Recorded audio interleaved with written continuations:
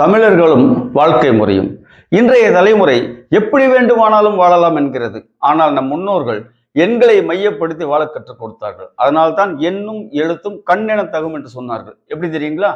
தானியங்களை 9ஆக பிரித்தார்கள், நவதானியம்.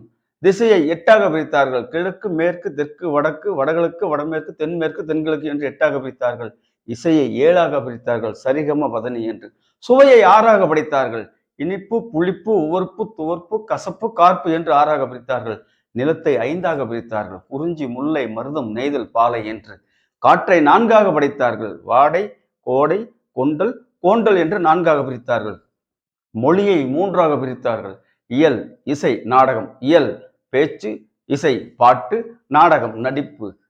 வாழ்க்கையை 2ஆக பிரித்தார்கள், அகம் புறம். அகம் என்பது நாம் எப்படி வாழ வேண்டும் என்று நினைத்தோமோ அந்த வாழ்க்கை. புறம் என்பது இப்பொழுது நாம் வாழ்ந்து கொண்டிருக்கக்கூடிய வாழ்க்கை. எது எப்படியாக இருந்தாலும் மானம் என்கின்ற ஒழுக்கத்தை மட்டும் நம் தமிழர்கள் முன்னோர்கள் ஒன்றாக சொன்னார்கள். ஏன் தெரியுமா? ஒரு தனிமனித ஒழுக்கம்தான் ஒரு மனிதனை அடுத்த கட்டத்திற்கு நகர்த்திச் சொல்லும். தனிமனித ஒழுக்கம்தான் ஒரு மனிதனை அழகாக வாழ்வியலுக்கு வழிவகுத்து செல்லும் என்று சொன்னார்கள். எனவே தனிமனித ஒழுக்கத்தை இன்றைய தலைமுறைக்கு சிறப்பாக கற்றுக் கொடுங்கள். வாழ்வு சிறக்கும். நன்றி.